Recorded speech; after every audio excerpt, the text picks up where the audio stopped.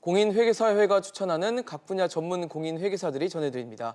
세금 줄여주는 솔루션 코너 절세미남 절세미녀 김리석 회계사님 나오셨습니다. 어서 오십시오. 어서 오세요. 안녕하세요. 김리석 회계사입니다. 네. 자, 오늘은 이주택자 양도소득세와 관련한 절세 방법을 알려주신다고 하는데요. 먼저 주제부터 함께 확인해 볼까요?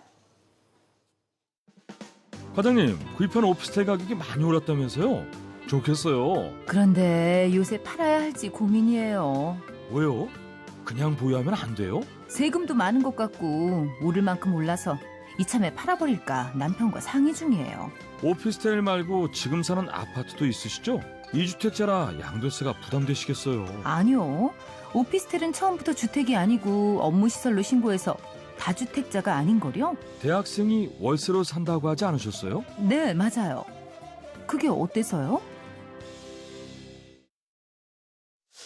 그러니까 2주택을 둘러싸고 지금 얘기가 오가는 게 오피스텔과 아파트를 보유했으니 2주택자다, 아니다. 이게 업무용 시설로 신고했으니까 2주택자가 아니다. 이러는데 만약에 업무용으로 신고한 오피스텔에 지금 뭐 웹툰에서 나왔던 것처럼 대학생이 산다는 게 뭐 2주택, 다주택과 연관이 돼 있다는 얘기인가요? 네, 관련이 있습니다. 오피스텔은 건축법상 업무시설에 해당됩니다. 예. 다만 세법에서는 임차인이 해당 오피스텔을 사용한 객관적인 용도를 기준으로 주택인지 아닌지 여부를 판단하고 있습니다. 네. 따라서 이 경우엔 2주택자가 되는 것입니다. 네. 그러니까 이 사례에서는 이제 이주택자가 되니까 오피스텔을 팔게 되면 양도세가 부담이 될 수밖에 없을 것 같은데, 그러면 오피스텔이 이제 주거용이냐 아니면 업무용이냐에 따라서 세금이 얼마나 차이가 나게 되는 건가요? 네, 예를 들어 오피스텔과 아파트가 모두 조정대상 지역 내에 있고 예. 네. 오피스텔의 양도가액이 6억 원, 취득가액이 3억 원일 경우 오피스텔이 주거용이냐 업무용이냐에 따라 양도세가 최대 3천만 원 차이가 날 수 있습니다. 이는 업무용이라면 기본 세율 38%를 적용받지만 예. 주거용이라면 2주택자로 보아 48%의 세율을 적용받기 때문입니다. 혹시 그러면은 2주택자가 양도세를 줄일 수 있는 방법은 없는 건가요? 네, 세 가지 방안을 생각해 볼 수 있는데요. 네. 첫째, 양도 차익이 적은 주택부터 파시는 게 유리합니다. 네. 그래야 나중에 양도 차익이 큰 주택이 남았을 때 1세대 1주택 비과세 혜택을 적용받을 수 있습니다. 네. 둘째, 주택임대사업자로 등록하여 거주주택에 대한 비과세를 적용받을 수 있습니다. 마지막으로 일시적으로 2주택을 보유했을 때 세금이 나오지 않는 방법을 생각해 볼 수 있습니다. 네. 그런데 일시적으로 이주택을 보유했을 때 그 양도세 비과세 혜택도 어떤 조건, 전제 조건이 있지 않나요? 네, 그렇습니다. 1, 2, 3 법칙을 기억하시면 좋을 것 같습니다. 네.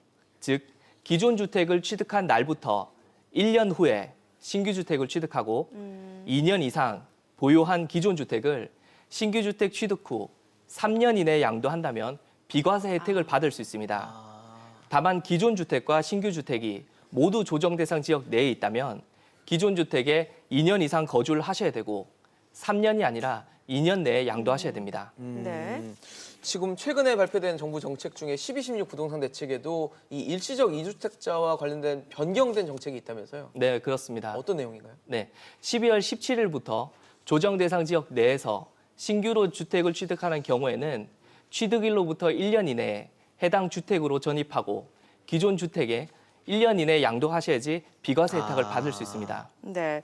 1세대 이주택자라고 하면 이제 양도세를 줄이기 위해서 부부끼리 주택을 증여하는 방법도 있다고 하더라고요. 네, 그렇습니다. 배우자 간 증여를 활용해 예. 양도세를 줄이는 방법이 있습니다. 예. 즉 배우자 간에는 10년 주기로 6억까지는 증여세가 나오지 않아 이를 활용하는 것입니다. 네.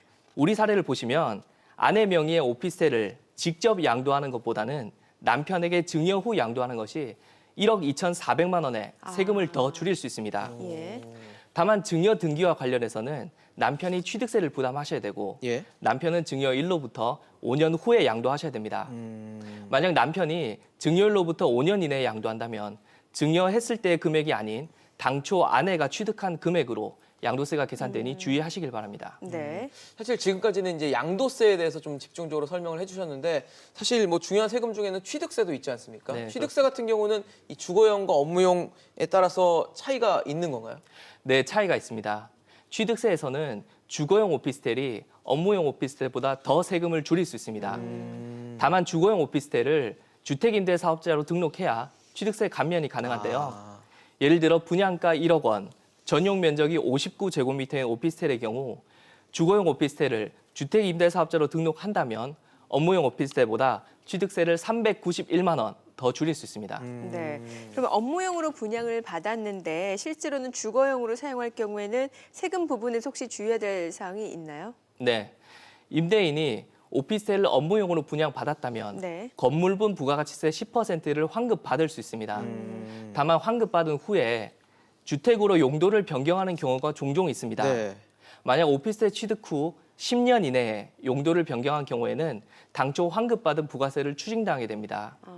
예를 들어 업무용 오피스텔을 2년 후에 주거용으로 변경했다면 당초 환급받은 부가세 1,000만 원 중 800만 원을 추징당하게 됩니다. 네. 마지막으로 좀 여쭤보겠습니다. 1세대 2주택자 절세 전략 좀 정리를 해주시죠. 네, 첫째, 오피스텔을 보유하신 경우 임차인이 주거용으로 사용한다면 이는 주택에 해당되기 때문에 보유주택 수에 포함하셔야 됩니다. 네. 둘째, 일시적 2주택 비과세 혜택을 받으시려면 1, 2, 3 법칙을 기억하시길 바랍니다. 즉, 기존 주택을 취득한 날부터 1년 후에 신규 주택을 취득하고 2년 이상 보유한 기존 주택을 신규 주택 취득 후 3년 이내 양도하면 비과세 혜택을 받을 수 있습니다. 네. 마지막으로 시세 차익이 있는 주택을 향후 5년 이상 보유할 예정이라면 배우자 간 증여를 활용하시길 바랍니다. 네. 오늘 말씀 잘 들었습니다. 감사합니다.